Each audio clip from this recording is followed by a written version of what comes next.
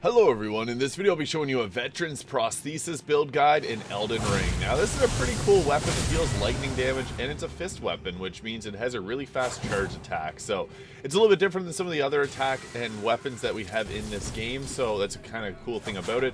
Well, it's not the most powerful build in the Elden Ring, it's still a very fun one. So this is the charge attack there, doing 1300 damage without any powered up buffs.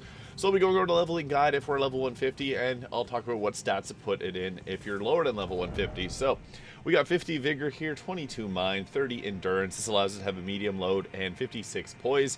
I also went with 30 endurance or 36 strength, 55 dexterity. I found this to be the best mix to get a good amount of physical and lightning damage. This gave it a pretty good attack rating there. And then we went with, I got this on here, so changing my stats a little bit, 10 intelligence, 15 faith, and 16 arcane.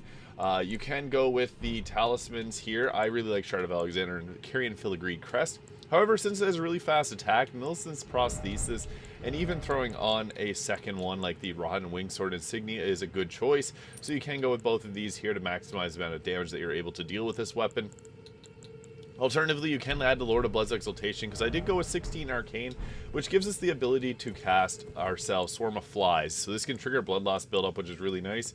So what we want to do in combat is we want to start off here with our Flame Gramping Strength. This is going to give us a big buff to our damage, and then we're going to two-hand them. So once we have them two-handed, then we're just going to jump into the fray of things.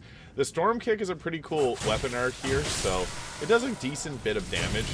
So you can see there, I'll do the charge attack now after we got this fully buffed up. So 1500 damage, pretty good amount of damage, but the Storm Kick here is the big attack that you get. So you have to press the L2 and then R2 attack button. So that's how you're able to trigger that. It's kind of like the Bloodhound step, having the two attacks. So you start with L2 and then R2. Now it doesn't use a whole lot of FP, which is quite nice. That's why I went with a lower mind, although you can go with a little bit, go with obviously higher mind, because that's going to give you a bit more damage. But the weapon art's not too bad, honestly. Like, I think this is an underrated weapon. A lot of people say this is a terrible one, but I don't think that that is true. I think it's actually quite good. The only difference is it does come with lightning damage already built into it, and you don't get to choose like a grease or a weapon buff to put on it. So something like the Iron Ball or the Starfist, you do get to add things to it. So I do prefer those weapons typically, but this is still a really cool weapon, and it's one from a boss. So yeah, it does have that kind of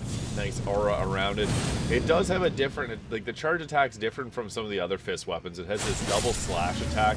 We were able to do 1600 damage there, so 1900 when we start to get our attack buffs built up. So it does quite a bit of damage, honestly. Like we're able to one-shot all these with a charge attack, and that charge attack comes out extremely quickly, so we're able to even just one-shot the Albinaurics there. But once you get it going and do multiple attacks in a row to get the Millicent's Prosthesis and the Rotten Sword Insignia built up, you can do a bit more damage, so that is a nice thing about it.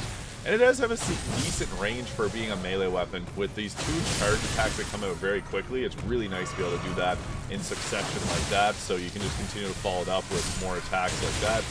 I would recommend always going with the charge attack though whenever possible, because it does do that double attack, and it comes out pretty much just as fast as a normal attack. So you can also go with the jump attacks here, as it does, don't miss them there, but it does a good amount of damage. So you can also put on the Rotten Wings or the Claw Talisman to be able to give herself a bit more jump attack damage, and the stacks with like the Raptor's Black Feathers. So you can even just do upwards of 1200 damage there, which is jump attacks, which is really nice. So this is still a very powerful weapon, despite not a lot of people saying it is that good. And it's kind of funny, because this is where he put his stumpy leg whenever he was using this as the prosthesis. So yeah, it gives you that interesting Captain Hook leg vibe there. So yeah, always two-hand this weapon. But the Veteran's Prosthesis is not as bad as they say. It's actually quite a good weapon. So there it is. That's a build for the Veteran's Prosthesis in Elden Ring. If you found this video useful, please hit the subscribe button below. Thank you so much for watching, and I'll see you all in the next video.